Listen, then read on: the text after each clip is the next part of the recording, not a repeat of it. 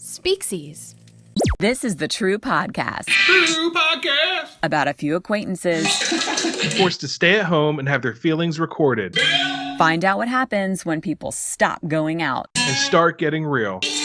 About toilet paper. We're your hosts, Scott and Erin. This is Panic at the Costco.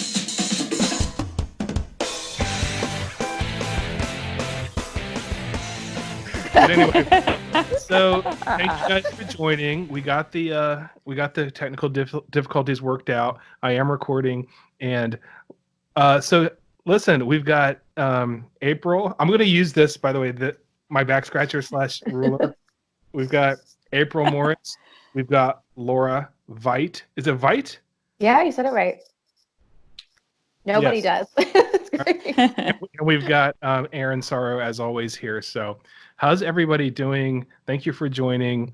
And let's just go around and see how people are doing. Aaron, let's start with you. How's your day going? I'm frazzled. I'm really frazzled. Day was going really well. I pretty much been drinking since 11 o'clock this morning. Started with some mimosas, transitioned into some margaritas, went to a couple beers, and then by 6 o'clock I was done. So that's why I'm drinking my water right now. Yeah. That's not usual, by the way. Right. That's usually I'm not drinking that much, but we had some, social distancing activity today. So what does that mean? So that means that so it started with, we have a cul-de-sac, as April knows, because April's my neighbor. We have a cul-de-sac and there's maybe like 20 kids in this cul-de-sac. And they have, kind of an issue with social distancing. They don't really get it. They don't know how to do it. They're really bad at it. So I thought maybe I would do like a kids hip hop cardio class for them so they can stand, 6 feet apart. And so they're not going to be touching each other's toys and they're just going to be dancing. So we did that. And then my husband brought out the margarita machine with his gloves. I was about to say, now I totally see why you started drinking. Yeah. So he brought out the margarita machine for spectators and used his gloves, and we did that, although the kids were really shy and not really into it. So I was like, well, screw it. I'll play my songs and I'll just start drinking margaritas. And that's kind of how that went. I wish I would have seen that, because Aaron's out there just doing hip hop with some margaritas. The kids are like, what's wrong with that lady? Right, exactly. They're looking at me like, am I supposed to be following? And I'm like, all right, everybody, follow along. And right. Everyone's like too shy. And so, yeah, I was like, you know what? I'm just going to, I'll watch you guys play around and keep your social distance while I have a couple drinks. That's how that's going to go. Yeah, that's good. So, yeah. April, what about you? Are you still, so I've known you for like 3 years. I didn't even know what you do for a living. Yeah. Other than like set up parties. I'm on the social committee, so I do a lot of social activities for the neighborhood, which is interesting. Now we have to have social distancing, and I'm trying to find ways to make sure our neighbors are still kind of interactive and social without, being close to each other. But in my day job, my real job, I'm a family nurse practitioner, and I specialize in liver disease. So I treat all patients that... As we all drink to liver disease. Yes. As I just told my whole drinking day. Sorry, April. Yeah. Oh, no. I drink.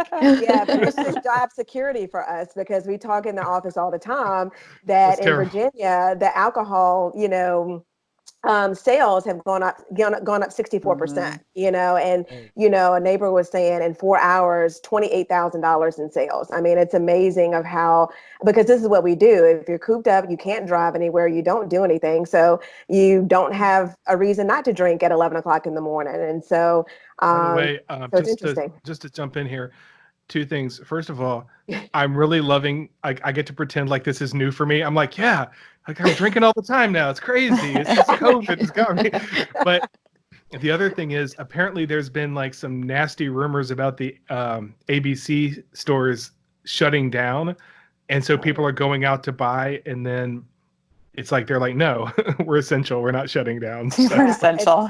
It's interesting. They are considered essential. It's amazing to me how they're still up and going. Yeah, I don't think they're going to shut down. Yeah, they're making a lot of money right now.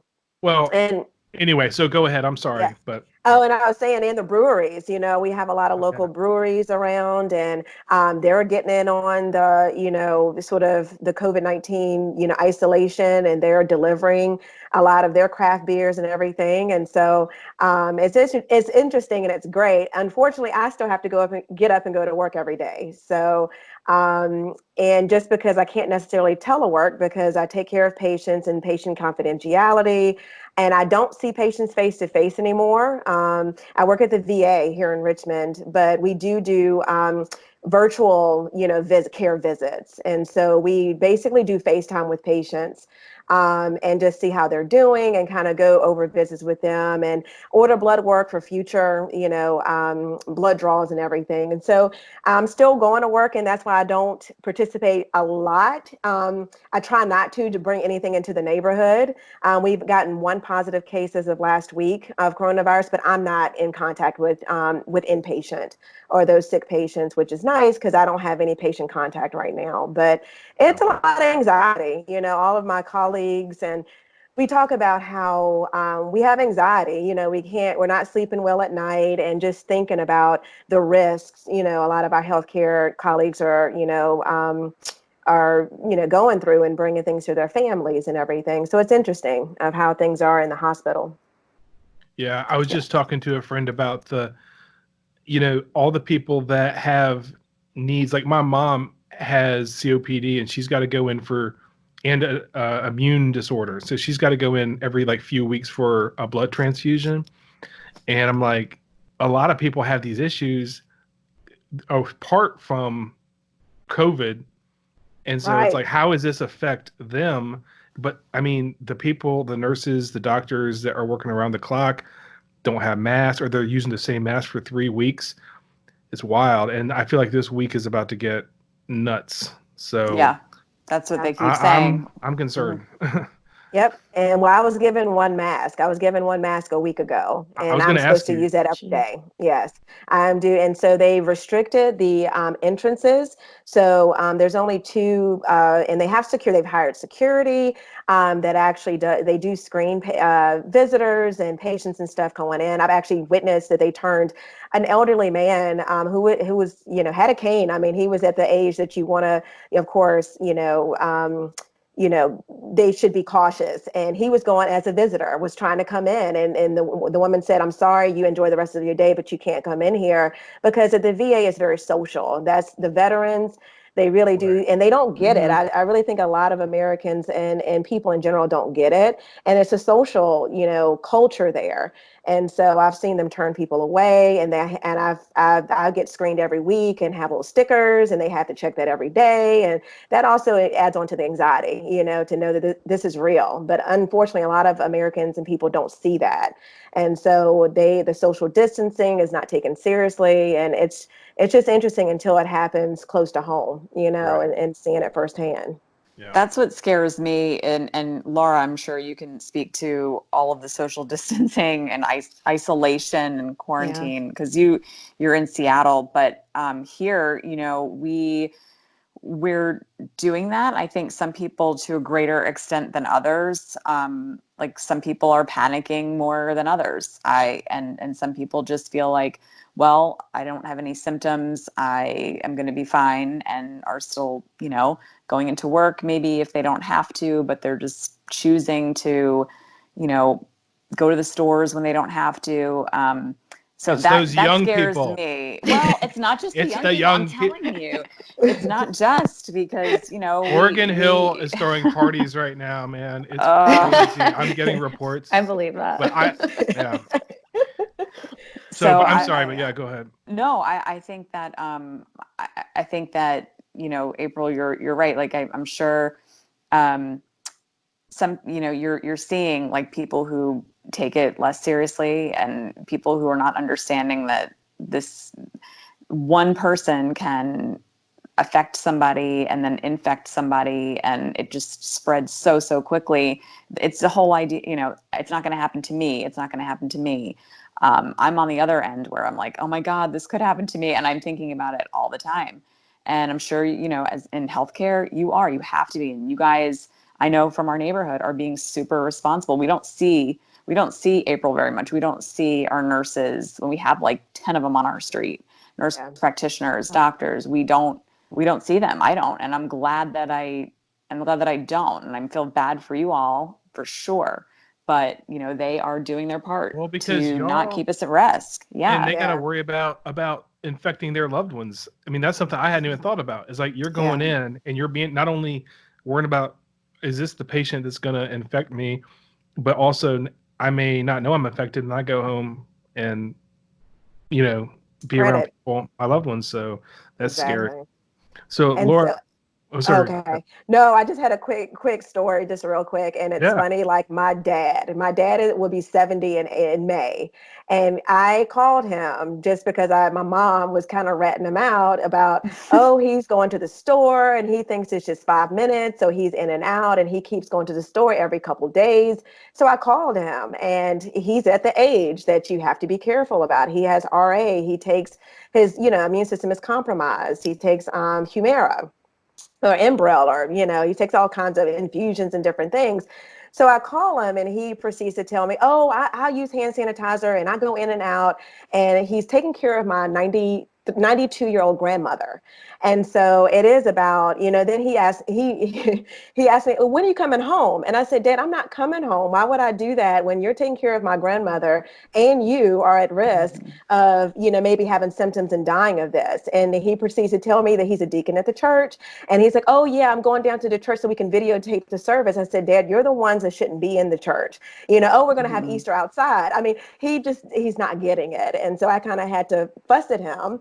But you're right. It's not about just me. My immune system may be fine, but it is about our loved ones and them not even getting why I would never come home right now, to Danville because of the risk that I would put my whole family, at. So yeah, it's very true that it's just not just me, and I recognize that. Yeah. So I was going to ask Laura about you. I feel like you guys have been sort of ahead of the curve in a bad way on what's been going on. So how long have you been quarantined and how did it go down for you? So technically our shelter in place went in, I think, on the 23rd.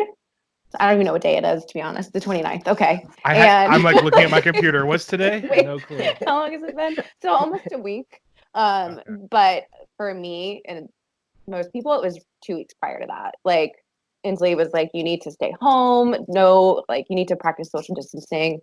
Don't go out. Only go to the grocery store if you need to. And people just like weren't, abiding by it. And I've been to like a couple parks just because the weather's actually been nice here and it's warm. And like I always work from home. So I'm like, I need to like get out to get like have peace of mind. And I've been going to the parks and like you see groups of people that are over 10 or, sometimes more. And I'm like, what are you doing? Like, and usually it's like younger people and they're drinking and, they want to like enjoy their time. But to me, it's just like, everyone knows this is going on, especially in Washington. It's really bad here and in New York, and like people just like don't understand it. So it's hard for me to kind of wrap my head around that. Like, it's like no time to be selfish. You have to think about other people, and like you guys were saying earlier, it's like maybe ourselves we might not be as worried, but it's everyone else too. You have to think about, and I think that like a lot of people here don't really see that. And it's weird, like even walking around, like everything's shut down, like everything is boarded up, everything downtown, and all of like the major corporations here are closed. Like everyone's working from home and have been since like probably like March 13th or before. So it's just really bizarre. It's hard to navigate, I guess you could say. When you say shelter in place versus, okay, so maybe you can explain that a little bit because, we're all being told to stay at home, and then stay at home means, okay, does stay at home mean in my own home, in my own backyard? Does it mean in my own, street? And then we can go to parks and things. Like, I feel like sometimes I don't have the most clear definition. Right. So what does sheltering in place exactly mean? So basically you have to practice social distancing. Like you can't just go out for fun. You're not supposed to meet up with your friends. You stay at home. You can go to the grocery store if you have to or need to, and you can go outside for exercise. But if you go outside for exercise, when you're like walking around, like you have to maintain 6 feet from each other. And even in our grocery stores, like there's like red tape everywhere now where you can't like stand, or you have to stand in a certain place. And like once another person moves, then you can like move forward. And so it's like a mandate. Like you have to stay inside. Other than exercise, like you're allowed to go outside, but you can't be in like big groups of people. You can't nothing's open to go to anyways, but with parks and stuff, like you can go there. I go alone, but some people aren't even really abiding by it, but so you don't even have, this is even more strict than the groups of 10 that we have. Yeah. So we have the no more than groups of 10, I believe, unless that changed today. I feel like things change every minute of the day, but that's that's just, you are no groups whatsoever. I don't think you can. No. But, I looked at a state by state thing earlier today that was, I guess, on like CNN or something, which that's the thing is, I don't know where to go for news. I really don't. I have no idea. I don't know. Like, so anyway, and it listed about like Virginia wasn't even on it because they haven't officially, we've had things the governor has said, but it's not to the level of like what they've said in other states, such as Washington, where, I guess it's illegal. I don't think they're going to be necessarily arresting people, but like if there was a house party going on, because I'm going to tell you right now, there are parties happening in Virginia right now in Richmond. I got a text from my friend Lincoln from work, and he's like, yeah, like I was saying Oregon Hill. He's like, the basketball court is packed. People are playing pickup games. He's like, the parties are going on. There's cookouts going on like crazy. And I'm just like, are you kidding? He's like, no. I think if that happened in Washington, like you could actually get maybe arrested. I don't know. Do you know? I'm not sure, to be honest. I saw something similar. It was like the United States, and like it had like the different colors for states, and like right. And you could like click on the state, and it could give you a description. But I don't know if you can get arrested. It's just. Well, I think you should go try to get in a pickup game right now. Get out there and start shooting some hoops. Let's see what happens. I'll bail you out. You have my number, I think. Sponsored by Speaksies. We'll go viral. Literally, like that's really bad pun. Oh, really bad pun. Yeah. You're the one that was on you, not me. So I just was thinking about something. When was the last time? Let's go around and say, when was the last time you did something social? Like, was it? Because remember, like everybody had plans for St. Patrick's Day or the weekend before. Did you do anything that weekend? Be honest. I'll start. So the Saturday before St. Patrick's Day was supposed to be Shamrock the Block, and they hadn't canceled it like 2 days ahead of time. And I was still I'll be honest, I was still like, I'm going to go. I've never gone before. I don't feel sick. You know what I mean? Like I didn't know the rules at that point. And they canceled it. But I still went with a couple friends for lunch to Bingo, who was doing something, Bingo Brewery or Bingo Beer, whatever it's called in Scott's Edition. But like there was this general unease of like a lot of people were out, and I was kind of like, are we supposed to be doing this? Like I'm not sure. And I went home, around 1 or 2. And that's the last time I've done anything other than a couple grocery trips. What about you guys? And so that would have been, I got to look at my calendar. When was St. Patrick's Day? Like that weekend was like the 14th. So that would have been the 14th. So we're looking at 1, 2, just a little over 2 weeks of not doing anything at all social. What about you, Erin? So St. Patrick's Day, my neighbor had a party, not a big party. I'd say it was like 20 people, definitely over the 10, but there wasn't the 10 limit at that time. It's so confusing, because it all feels like it's happening so fast.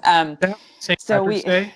or the Saturday before? Oh, the Saturday before. Okay, So like same everything day. changed, right? So everything changed the next day, right? Like I feel like rules changed, and so no, this St. Patrick's Day I'm talking about is the weekend, the 14th. So they had a party, and I was I was leery of going, but not again at that time. It wasn't like we had to Right, but like have such social it wasn't distancing. It official, but was it still kind of felt yes, slightly dirty, right? yes. I felt Yeah. guilty. I Yeah. did feel guilty after that, but I did say to my family, do not dip anything in a dip. Like keep your chips away from all dips. I made um, everyone have solo cups, and I put everybody's name on it for my family. So I was taking some precautions, if you want to call it, or just being aware. And I was trying to stay away, not into small groups of people talking, and just keep my distance. I did that. I have been to did we go to the grocery store? Um, You my sent husband went Mike to to the the grocery grocery store store, with like multiple Target. gloves on. Yes, with multiple gloves, two pairs of gloves. One when he's there, takes them off, drives. If he has to get gas, he has his other pair of gloves. So like we're still having to go a few different places if we're running out of things, but trying not to go very much, doing a lot of Amazon Prime. We had some neighbors have a couple of social events. We have our kids in the front yard playing. So this is always, this is something I feel really nervous about. And I think I've talked to you a little bit about this, April, but the kids playing, since they don't know how to social distance, like having them on their scooters and bikes, which you see all around the neighborhood, like everybody's on scooters and bikes, everybody's walking. But my rule is they're not allowed to go play in other kids' backyards or with other kids' toys. And that's been a rule for 2 weeks because people are still getting together, people's kids are still getting together and playing with each other. And that's that keeps me up at night. Like I can't do it because my anxiety would be so high that I would not be able to sleep or do anything. All I would think about is, did they touch your scooter? So I am like big germaphobe, just super hyper aware. And that's kind of what we've been doing, just trying to have some normalcy, have the kids be able to see each other, but hands off. Are your kids doing my kids are doing Zoom with their classes, like their teacher and the Yeah. classmates are doing it, which is pretty cool. It's a weird world though, man. It's like Yeah. my kids on the freaking Zoom with a bunch of other kids, and I'm just like, normally I wouldn't want my daughter to be doing this, but like it's the only way she's going to get any interaction with her friends. So I'm just like, I just go to the little boys' windows and click them off. But so what about you, April? Like, when was your last social thing other than patience? So actually, the party Erin just mentioned for St. Patty's Day. So we were supposed to have in our neighborhood a 5K run for hope. It was a 5K Oh yeah, I was supposed to be that there. yes, that we were putting together. Erin, of course, is on the committee, and we were putting together that day on the 14th, and then we shut it down. We just canceled right. it a couple of days before that. And so the last gathering was the St. Patty's Day get together, and it was the kids were there, and we were still very aware to keep our distance and still very hand sanitizer. We were still pretty good about making sure not to have too much interaction with people. We didn't give anybody, we did the elbow, we didn't give anybody hugs and that sort of thing. So that's the last social outing that I've really participated in that is sort of like at that. And then, like 2 weeks ago, as you I said, just it was can't sort of believe at that's that only been 2 threshold. weeks. I just I can't believe know. that. It It seems feels so like much it's long been ago. Yeah. so much longer than Yeah, that. so much longer. What Yeah. about you, Laura? Were you doing stuff like before St. Patty's? Did you do anything for St. Patty's? No, I think the last like big thing I did was probably like March. I think it was like March 3rd or 4th. I went to a show, and it was Oh, wow. before anything was shut down. So I think, and I was nervous to go, and my friend who I was going with was like, no, like we're fine. At this point, he was like, it's really not that big of a deal. And I was like, okay. And I But just that's like kind of a like week and went a along half. with it. But see, Yeah. that's what I'm saying. That's like a week and a half before we stopped doing stuff. So Yeah. that's And crazy. I mean, the show was pretty empty, and I got the realization that I was like, this is probably not a good thing. And then I think a couple days later, they shut down all the venues, and Yeah. but like bars and stuff were open. It's hard to think of the timeline because things were open, and then it was like the groups of 10, and now it's like nothing. So I think I went out with friends for karaoke like probably 2.5 weeks ago, right before everything kind of shut down. Which, looking at that too, like that's not a good thing. You're like sharing a microphone, and like you're in a tiny room with people. And I woke up the next day and I was like, all right, that's it. I'm done. I'm not doing anything. And Okay, I have but only what left my song house to did go you to the do? house. What song did you do? It might have been worth it. I did. There was a bunch. It's this place called Rocksbox. So you just go with your friends and you pick random things. But there was a lot of things. If you got the corona, at least you died doing what you loved, singing karaoke. Yeah. Actually, but anyway, a quick side, just because I want to hear like what is everyone's ultimate karaoke song? Like if you had I mean, I know you have one, I am sure. Oh, of course. If you had to pick one go-to. Right. For me, it's not just one though; it's a trilogy. It's what I call the Toto trilogy. So, oh gosh, okay. Yeah, so you start with "Hold the Line" by Toto, then you go to Rosanna, and then you bring it home with, of course, Africa. So I guess if I could only pick one, it would be Africa by Toto, but it's more of a trilogy situation. Now, if I knew it was like we were all going down in the coronavirus, I'd probably find something a little more fitting, like, It's the End of the World, as we know it by REM or something like that. But so that's mine. All right, you guys had time to think. All right, April, what's your go-to? So mine would probably be Whitney Houston, "Dance with Somebody." I love that song. That's a good so one. I probably would. Yeah, I love that song. Mine is "Dreams" by Fleetwood Mac. Oh, that's yeah. Gets people going. I'm yes. Well, mine is I think I always do karaoke to be ridiculous. Like I never really do it seriously. So for the longest time, my best friend and I, would do just for shock value. I Want Your Sex by George Michael or Monkey by George Michael also. Oh my gosh, yes. So it's so funny. It's so funny that you said George Michael because I have done Father Figure. Oh my gosh. Which is very creepy, but also fun. It's also, I mean, it all sounds creepy. Like George Michael kicks ass, by the way. Can we just talk about that? You I need love to he was go back and just rediscover George Michael during this quarantine if you take nothing away from this. Holy shit. Go back and listen to Faith. Yes. Oh man. Freedom 1990. Are you kidding me? Freedom 1990. So I don't know, but that's okay. I just needed to know because like everyone just assumes Sweet Caroline, but there are other songs, other good songs out there. So, all right, let's transition from all the morbid talk. Thank you, Erin, for bringing up karaoke and fun stuff. So I was talking to April before we started rolling because I really want to do some sort of like Zoom, or I guess Zoom's the best way to do it, like virtual party or something, and do music. But I just don't know the best way to do it because if I set up all my stuff here and do like a party, I'm not sure the audio will come through. So we gotta, April, you're the party planning committee. Oh, geez. You gotta think of something.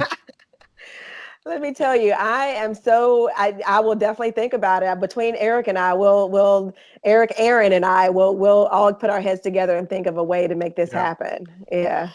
I'm just wondering, Scott, so like if you set up a Zoom, are you in the corner with you're in the corner just doing your thing? Or are you I'm in setting the it up? corner. You're just Sorry, like that's Rob. See,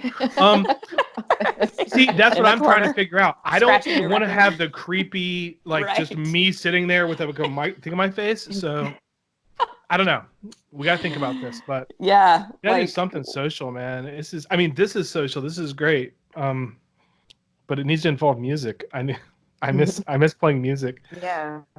Which, speaking of the Roundtree, That would be I did fun. not think y'all were going to cancel that. That was like last minute because Eric was still pumping that thing up like 2 days ahead of time. Was that Yep. was that sad or were you guys like bummed out? Or was it just like it is what it is? We gotta. Yeah, we were pretty sad. I think we went back and forth, and the race itself would have been fine. It's just the after party with the interaction. It was a big social event between bounce houses and face painting and, different inflatables, and Y'all had a band. the food trucks would have been fine. Say what? Y'all had a band and Yeah, yeah. and DJ, you there. So I think it just would have been like, of course, I think they said 250 or less at that time, and then it went down to 100 people or less, and it would have been too many people, and it just wouldn't have been responsible for us to keep it going, knowing the after party would not have been as fun with everybody being nervous or anxious about, the coronavirus going around. So it was just a responsible thing to do, but it took a lot of back and forth with our committee in trying to figure out what was it, because we put a lot of blood, sweat, and tears in it. I mean, Yeah. we did put a lot of effort into it. So it was tough. It was a tough decision. I think when Monument Avenue canceled like that morning, that was, an indicator like, okay, well, they're a lot bigger than us, obviously, but thinking about, okay, we're outside. What are we going to do? I think Tom said this, somebody's grandma comes to go cheer on their kid in the Fun Miler and somehow contracts it. Like, how are you going to feel? Right. And we just thought about that. Like, Yeah, 'cause why chance it when we Yeah. can just postpone it? And everyone was, so understanding and just, nature of what's going on. so for those listening, it's a charity event, 5K, that was happening that same Saturday that we were just talking about a little over 2 weeks ago. But whenever it does happen, it'll be fun. We're gonna blow it out for sure. But so to change topics, I feel like I have to bring this up because it's just out there.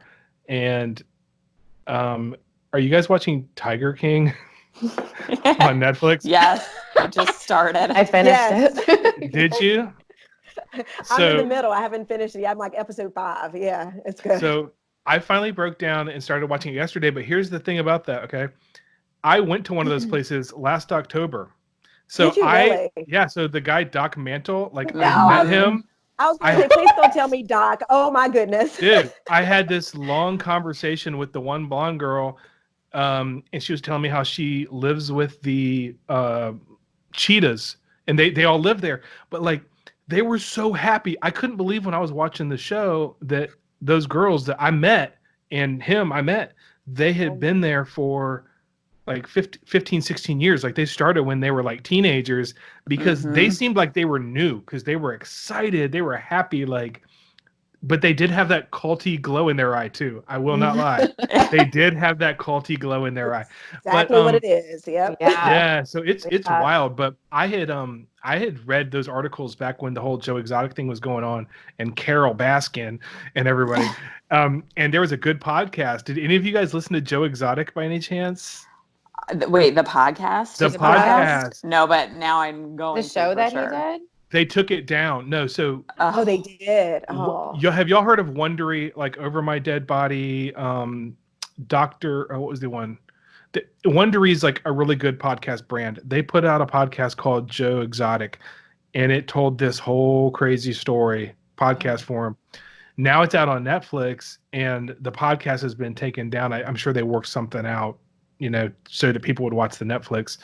But it's crazy. But even I'm like, holy crap! Like, I didn't know that place. So now I feel like a tool that I paid money to go to that place. I have pictures of myself with the freaking tigers. Oh my God. I feel like I'm part of the problem. So So what do you guys? Something that's attractive. It just pulls you in. I mean, Yeah.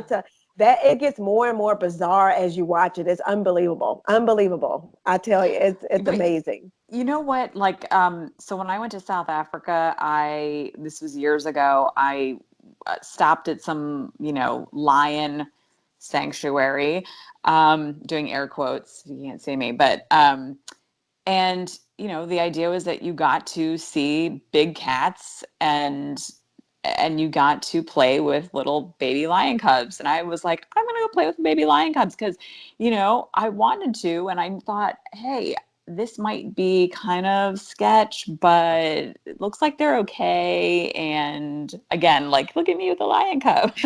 um, but you know what? After I left that place, I remember feeling like, all right, this obviously, like, they're doing something wrong here. It creeped me out after the fact, after I got over the high of being with the lions. And I guess a lot of those places, like, maybe they start out doing the right thing and then the money comes in and then it just, I don't know, maybe it just snowballs into this like machine. I'm not sure, but it's, I think there's plenty of people that may have felt that way. Like after, maybe you did, Scott, maybe you didn't. Maybe you were like, damn, I got my picture. No, Until you saw this, you were like, maybe I should have felt that. So I felt slightly dirty afterwards, like, because you do like you remember Bubbles, the elephant that Doc Mantle's always riding. Like I have a picture with Bubbles, Oh my goodness. and I just remember, like, I don't know, Bubbles didn't seem that happy. Mm-hmm. Like none of them. I mean, but I remember leaving kind of feeling like that was weird. Yeah. And it was like the week after the Joe Exotic podcast came out, and there's nothing about the place I went in the podcast. Nothing. It's all focused on, his story, which is nuts enough. Him and Carol Baskin and all that stuff. So then my buddy texted me and he's like, "Hey, that place you went is on the documentary." I was like, "Oh shit!" I was like, I was hoping they were one of the good ones, but I mean, whatever. I do feel weird about it a little bit, but. Well, and see, Tiger King, I mean, bringing this back to coronavirus is such a coping. No, it's such a coping. It's bringing people together. Yes, it's a cathartic. Like, I'm just gonna sit and watch this train wreck and this guy who looks like absolutely ridiculous with all of his piercings and his flashy shirts and his, and this is gonna make me feel better about my life right now, because that is so fucked up. That might be the only thing that's more fucked up than the situation that we're in right now is Tiger King. I think we can all agree on that. So that's why I think the nations come together to watch the show. That and Love is Blind. And Love is Blind, yeah. Yes. But so Laura, you said you finished Tiger King? Yeah, I finished Tiger King and Love is Blind. That was the last things I watched. Yeah, and then I was like, no more. And I've been doing other things to occupy my time. She's been reading T.S. Eliot and like getting more culture in her writing poetry and writing. Yeah, exactly.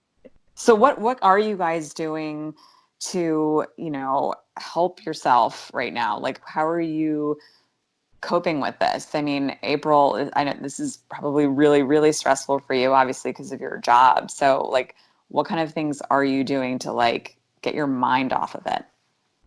So a couple of things. So the first thing is actually it is helpful so I'm organizing food trucks every day for our neighborhood. And so getting and kind of emailing and corresponding with the food truck association and getting the menus and posting, all that is good to occupy my time and keep me busy and get my mind off of what's going on and be able to do something positive for our neighborhood. So that's always nice to have that to occupy my time. But also, like last week, just little projects. I've been going through files and getting rid of old papers and just kind of organizing the house, in my free time, and just kind of, just staying busy. Just, it is busy work, but just staying busy and organizing, because like yesterday we planted flowers in our front yard and mulched and everything because we have nothing else to do. So we had time to do that, as opposed to go to sporting events and practice and games and everything else. Now on Saturday, we were able to take care of our home. So it's just trying to keep busy and try to, find some normalcy in all of this, which is hard. When we don't have events, next weekend is wide open because we're not going anywhere, not doing anything, but at least we can kind of plan things within our house to do, or within our neighborhood with the food trucks, to have a decent meal without having to venture out too far. So it's just little stuff like that has been keeping me busy. How about you, Laura? Because well, I mean, yeah, I've been keeping busy. I mean, I live with my twin sister, so I always have someone there. She was gone last week in Portland, so that week was pretty rough for me because I was so bored, and that's when I watched Tiger King and Love Is Blind and drank wine. But now I've just been reading a lot. I like to draw and paint, so I have been doing that. Trying it to. I have a bunch of like art kind of just like sitting around my apartment. So I've been like hanging it up and actually doing things. And I have a bunch of plants and I keep moving them around. And my sister will like come out of a room and she'll be like, "Did you move? Are you moving things again? Like you need to just sit still." But for me, it's like, I mean, I've always worked from home, so it's not that different for me. It was really going out that gave me like peace of mind. So like if I'm here all the time, like I'm just focusing on myself and working out. I'm trying to cook healthy things and doing things that are kind of therapeutic and stimulating, so I don't have to stress and have this anxiety about going outside, about being with friends, and so that's kind of, I guess, helped. My friends and I do Zoom happy hours, which is really fun. We're doing like a plank contest. So I think there's like probably 6 or 7 of us, and we'll for like a week each day you'll have to do a plank, and it's just like a challenge yourself. It's not really like a competition. So we're doing that to stay connected, and it's just been it's been nice, kind of challenging myself in my own space, which is nice, because before I would get really stir crazy in my house, and now I found ways to kind of deal with it. are you in an apartment or a house? I'm in an apartment, so like I don't have balconies. I would have to go outside to like do things. Okay. Yeah, I was going to ask you, like, do you feel a new kind of appreciation for your space, which it sounds like you do. But that's something I was thinking about with, those who are in New York City or in really, really tight apartments, really small apartments. Like, how are they making that work? Are they having to go outside? Are they, kind of rearranging what they've got? I guess it just depends. But it sounds like you just kind of are making it work for you, and I just awesome. try to like do the things that I love, that I've kind of that you just forget about or that you just don't do. Like for me, like drawing and doing artwork, that's something that I love, and like I hadn't done it in so long, and finally I'm like, I have all the time in the world, like just sit down and do it, and reading and things like that, and you just kind of put them aside, and there's kind of the silver lining of getting back into those things that you love, because you've put them away for so long because you want to go out and do things with people, which is fun too. But so that's what I found. And like my sister's home all the time now because she's working remote, so I get to see her and hang out with her and watch movies and stuff. So it's nice. Scott, we know you're busy putting podcasts and Facebook pages together on podcasts and YouTube, but what else are you doing?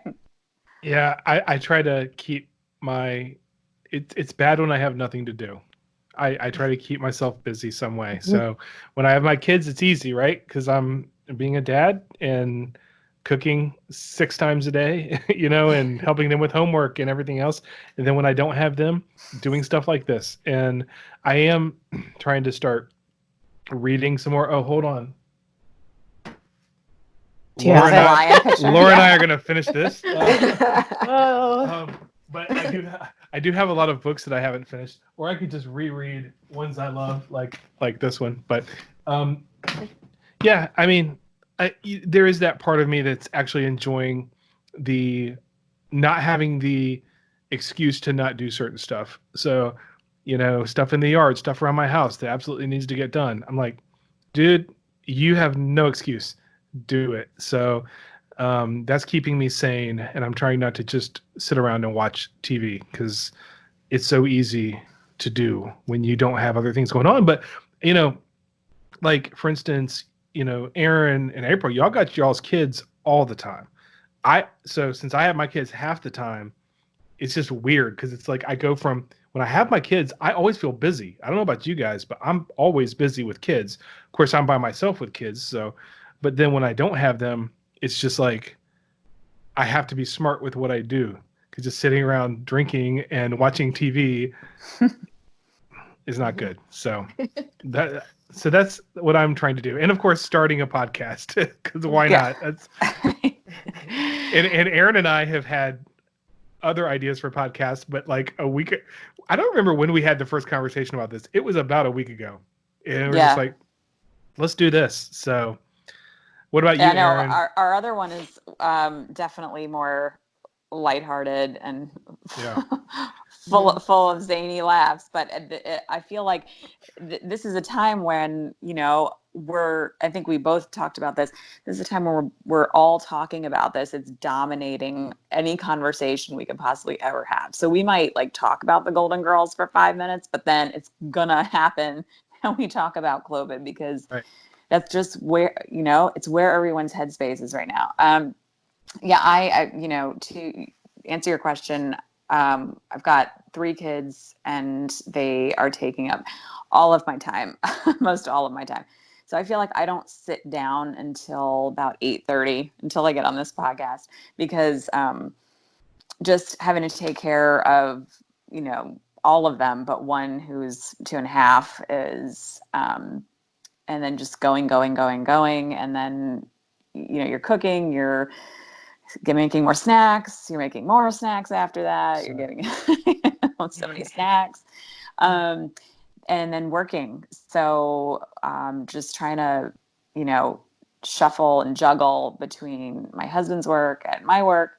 On the weekends, it almost feels weirdly like we're still really busy and I'm still not sitting until 9:00, but it almost feels like we're a bit on summer vacation to me. Like we've got the pool out, we're sitting there, there's nothing else to do. So we're not like,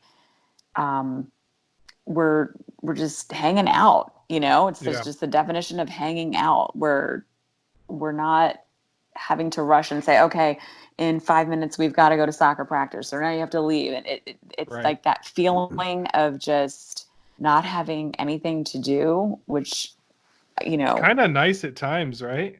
Yeah. Yes. When you can, exactly. When you can feel that and not have anything hanging over your head. It's just been a completely new experience. I think for most everybody, whether you have kids or not. Absolutely. It's just, but we're, for my headspace, like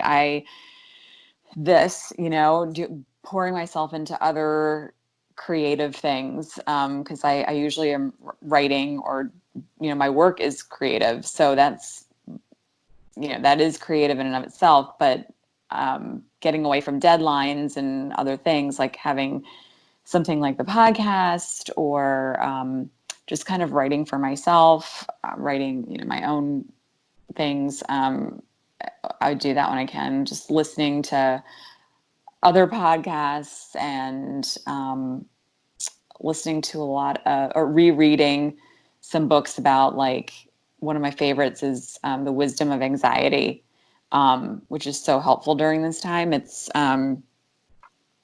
really about how we try to push anxiety away as, something that is bad. It's a weakness. It's, all of those things. But this book really looks at it as something that it's trying to tell you something about yourself.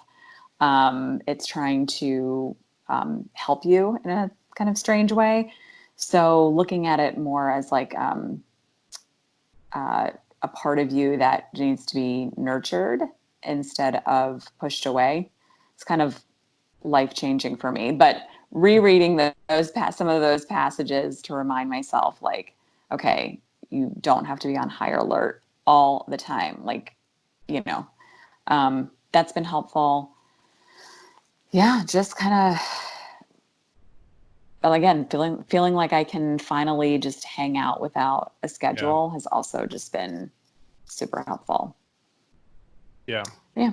April, do you do anything creative? I know that we've got Laura drawing, and being on this podcast is creative, right? Yeah, that's about as creative as I can get. No, never been a crafty, never been a creative, like, I don't have that kind of outlet, So a lot for me is sort of the rearranging of furniture and figuring out a room and, that sort of thing, I guess, just kind of trying to figure out how can I redo a space? And I will do that. I will do is like, let me move this chair over here or this plant over there and try to figure out. And that's what we did, which was put some bookcase upstairs, brought a file cabinet down. That's pretty as creative as I can get. I'm not very, crafty or I wish I had artistic bone in my body, but I don't. I don't draw very well at all or any of that. But no, I just like to keep busy. I like to keep busy and be productive. Yeah. Well, setting a space is important, though. Makes you feel good. Yeah, it does. It makes me, it helps my anxiety having everything in place and having it look a certain way. It does calm me down. It does. I can relate to that. Yeah. Sure. What's interesting is that we've all mentioned anxiety through this, and it's definitely something I have struggled with and do more now than ever because of this. Well, not more now than ever, but more now than recently. And it's interesting because of all the health issues going on with the virus.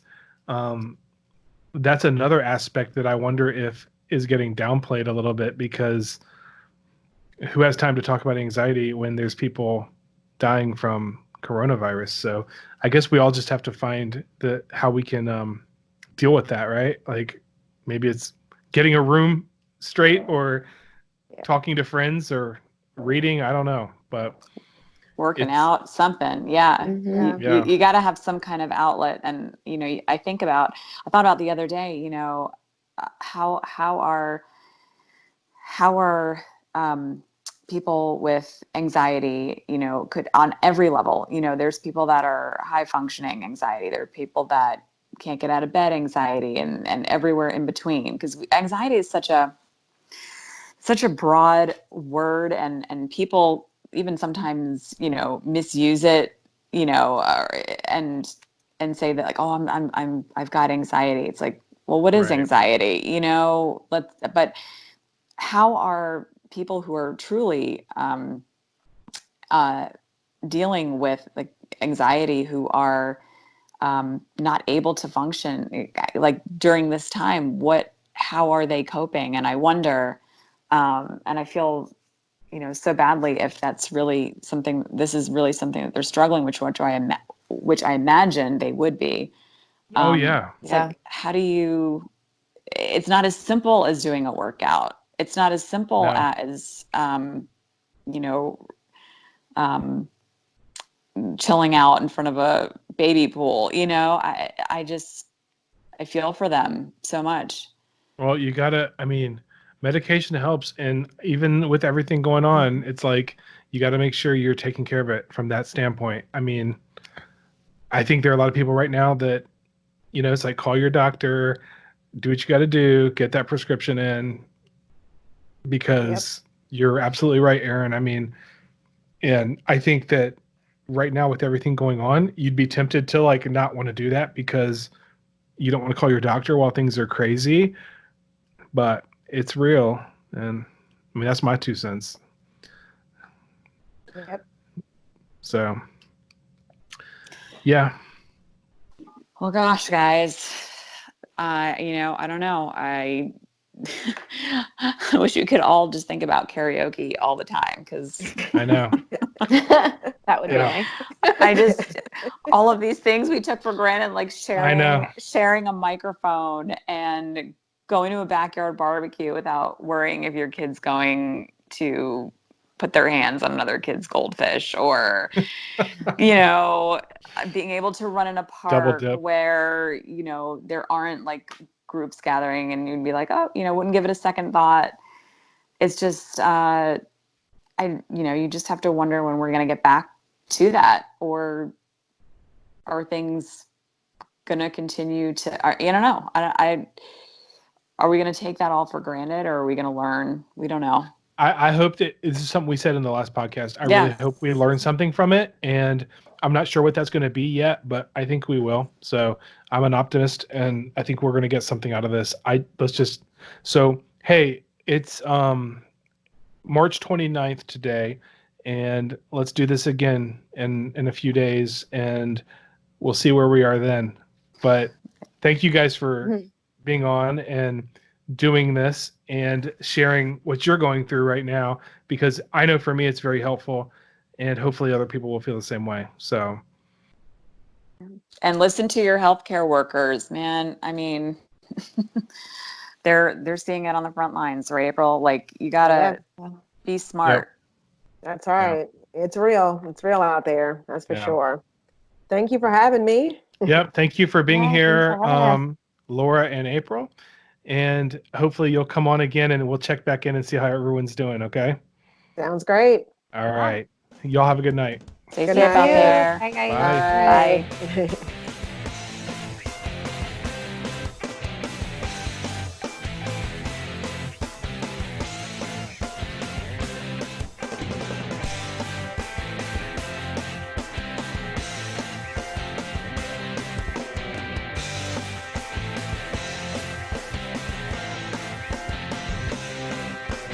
I get nervous when she's near. Is it something in the atmosphere? Speaksies.